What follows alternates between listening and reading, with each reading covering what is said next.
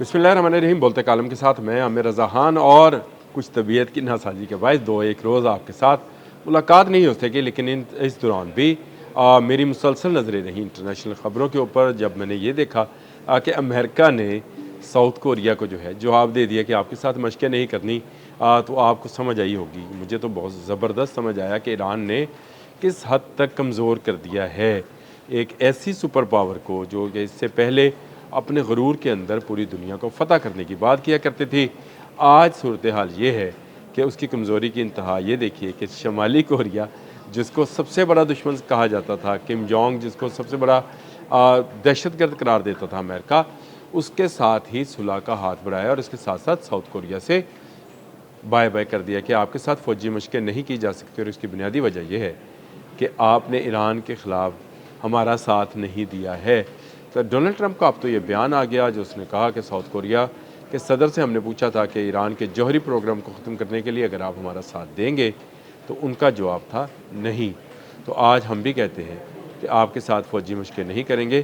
Kim Jong के साथ हमारे तल्लुकात बेहतर हो रहे हैं। तो ये वो कमज़ोरी है जिसका इजहार बरमला डोनाल्ड ट्रंप ने कर दिया है कि अब वो नॉर्दर्न चाइनीज़ सी के अंदर अपने इत्तेहादियों की कोई मदद नहीं कर पाएगा। ये शुमाली कोरिया के लिए एक बड़ी ख़बर होगी, और वो इसलिए भी कि उसको पता है कि साउथ कोरिया उसके बराबर का मुल्क नहीं है। दिफाई लिहाज से या दिफाई सनती लिहाज से साउथ कोरिया डिपेंड करता है अमेरिका पर, जबकि नॉर्थ कोरिया जो है वो चाइना पर तो डिपेंड करता था, रशिया पर डिपेंड करता था, लेकिन इसके साथ साथ उसने अपनी टेक्नोलॉजी को जो है बहुत ज़्यादा इन्हांस किया। उसने अपने क्रूज़ और बैलिस्टिक मिसाइल्स के ज़रिए साबित किया कि उसके पास ICBM जैसे तवील मार करने वाले मिसाइल्स जो हैं वो भी मौजूद हैं, और वो किसी को भी ख़ातर में नहीं लाता है। किम जोंग ने गुज़िश्ता माह में और उससे पिछले माह में 2 माह में तकरीबन 8 से ज़्यादा बैलिस्टिक मिसाइल्स और 12 के करीब क्रूज़ मिसाइल्स का जो है उसने तजर्बा किया। और एक तजर्बा तो उस वक्त भी किया जब अमरीकी सदर जो थे जापान के दौरे के जाने के लिए फ़ज़ा में थे, और उस वक्त भी उसने अपना एक मिसाइल टेस्ट किया था।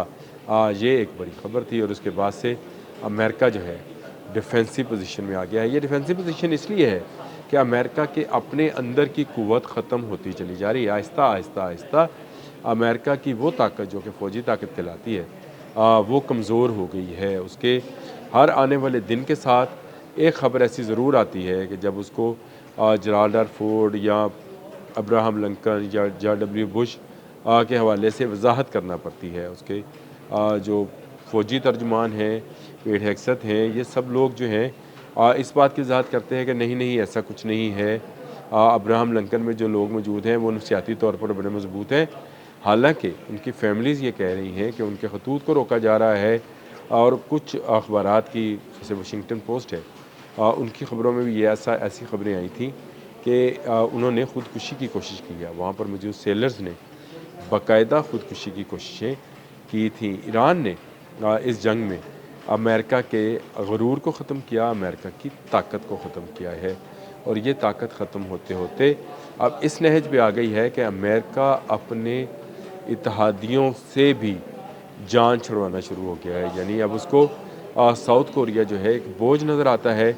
अब उसको शुमाली कोरिया से जो है आंखें बंद करनी है, उसको आंखें उस तरफ खोलनी नहीं है नॉर्दर्न चाइनीज़ सी में, क्योंकि उसकी ताकत का अंदाज़ा ईरान ने पूरी दुनिया को करा दिया कि ये कितना मजबूत मुल्क है और किसके फ़ौजी किस तरह से लड़ सकते हैं। जिन जहाज़ों के मतलब ये कहा जाता था कि ये 20-20 साल तक मैदान जंग में रहेंगे, 5-5 6-6 माह बाद ही उनकी बोलती बंद हो गई।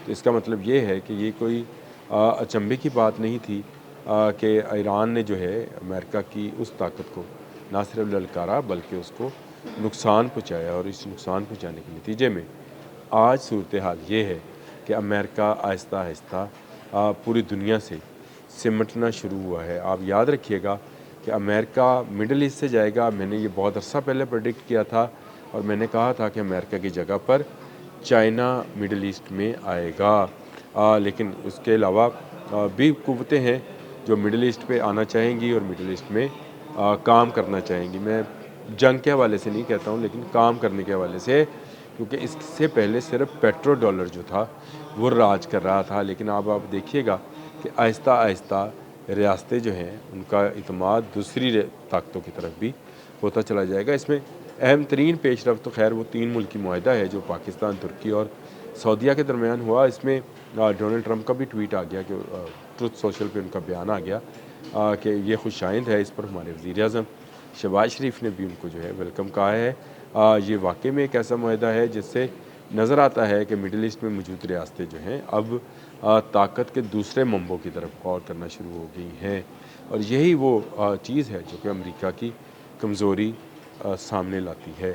ایران کو فتح کرنے کے لیے آنے والا امریکہ آج مڈل ایسٹ سے ہاتھ دھو رہا ہے، اور اس کے فوجی اڈے جو ہیں ان کو خطرہ ہے۔ واشنگٹن پوسٹ کی آج ہی کی خبر ہے جس میں اس نے یہ ساری صورتحال میں امریکہ کو مڈل ایسٹ کے اندر ایک کمزور حیثیت جو ہے اس کی ظاہر کی ہے، اور اس نے کہا ہے کہ امریکہ نے اپنی وہ طاقت وہ جو اس نے برسوں میں بنائی تھی اس میں اس کو کمی آنی شروع ہوئی ہے، اور مڈل ایسٹ کی ریاستیں یہ سوچنے پر مجبور ہیں کہ وہ کیوں امریکہ کو اڈے دیں، کیونکہ وہ تو اس کی حفاظت نہیں کر پا رہا، اس لیے انہوں نے دوسری طاقتوں کی طرف دیکھنا شروع کیا ہے۔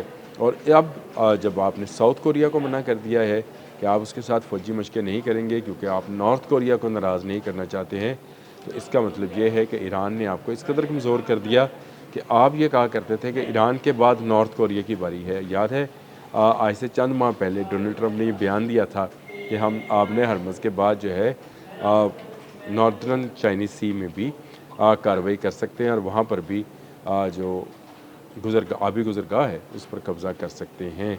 آج اس کا مذاق اڑایا جا رہا ہے، آج اس بات کا بھی مذاق اڑایا جا رہا ہے جو ڈونلڈ ٹرمپ نے کہا کہ آب ہرمز پر بہت جلد جو ہے امریکہ کا قبضہ ہوگا اور یہ امریکہ کی گزرگاہ ہوگی۔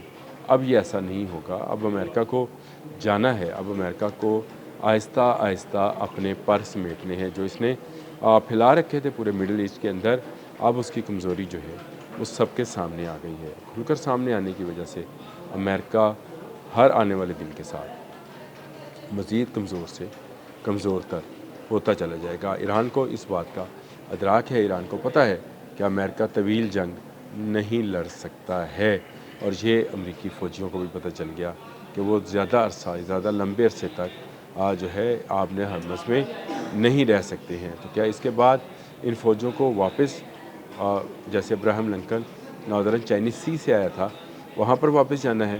تو وہاں پر بھی پہلے سے ہی ٹرمپ نے انکار کر دیا ہے، اور یوں جو نارتھ کوریا ہے وہ اب آبنائے ملاقہ ہو یا توسوشیما ہو سب پر قابض ہو جائے گا، کیونکہ نہ جاپان میں سکت ہے کم جونگ کو روکنے کی، نہ ساؤتھ کوریا کو ہے۔